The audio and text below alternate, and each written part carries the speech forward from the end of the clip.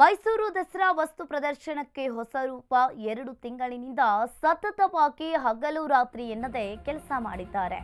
ಮೈಸೂರು ದಸರಾ ವಸ್ತು ಪ್ರದರ್ಶನಕ್ಕೆ ಹೊಸ ರೂಪ ಬಂದಿರುವಂತದ್ದು 2 ತಿಂಗಳಿನಿಂದ ಸತತವಾಗಿ ಹಗಲು ರಾತ್ರಿ ಎನ್ನದೆ ಕೆಲಸವನ್ನ ಮಾಡಿದ್ದಾರೆ. 20 ಕೋಟಿ ವೆಚ್ಚದಲ್ಲಿ ವಸ್ತು ಪ್ರದರ್ಶನ ಅಭಿವೃದ್ಧಿ ಕಾಮಗಾರಿ ಆಗಿದೆ.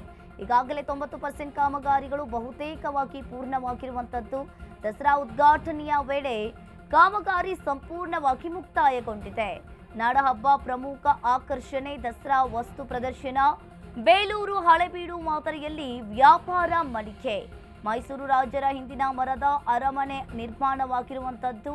ಇನ್ನು ವರ್ಷ ಪೂರ್ತಿ ದಸರಾ ವಸ್ತು ಪ್ರದರ್ಶನವನ್ನ ನಡೆಸಲು ಚಿಂತನೆಯನ್ನ ಮಾಡಿದ್ದಾರೆ. ಮೈಸೂರು ದಸರಾ ವಸ್ತು ಪ್ರದರ್ಶನಕ್ಕೆ ಈಗಾಗಲೇ ಮೈಸೂರು ದಸರಾ ವಸ್ತು ಪ್ರದರ್ಶನಕ್ಕೆ ಹೊಸ ರೂಪ ಬಂದಿರುವಂತದ್ದು. ಅಲ್ಲಿನ ಕಾಮಗಾರಿ ಕಾರ್ಮಿಕರು ಹಗಲು ರಾತ್ರಿ ಎನ್ನದೆ ಕೆಲಸವನ್ನ ಮಾಡಿದ್ದಾರೆ. 2 ತಿಂಗಳಿನಿಂದ ಸತತವಾಗಿ ಕೆಲಸವನ್ನ ಮಾಡಿರುವಂತದ್ದು. 20 ಕೋಟಿ ವೆಚ್ಚದಲ್ಲಿ ವಸ್ತು ಪ್ರದರ್ಶನ ಕಾಮಗಾರಿ ಈಗಾಗಲೇ ನಿರ್ಮಾಣವಾಗಿದೆ. ದಸರಾ ಉದ್ಘಾಟನೆಯ ವೇಳೆ ಕಾಮಗಾರಿ ಸಂಪೂರ್ಣವಾಗಿ ಮುಕ್ತಾಯಗೊಳ್ಳುತ್ತೆ. ನಾಡಹಬ್ಬದ ಪ್ರಮುಖ ಆಕರ್ಷಣೆ ಅಂದ್ರೇನೆ ಅದು ದಸರಾ ವಸ್ತು ಪ್ರದರ್ಶನ. ಬೇಲೂರು ಹಳೆಬೀಡು ಮಾದರಿಯಲ್ಲಿ ವ್ಯಾಪಾರ ಮಳಿಗೆ ನಿರ್ಮಾಣವಾಗಿರುವಂಥದ್ದು.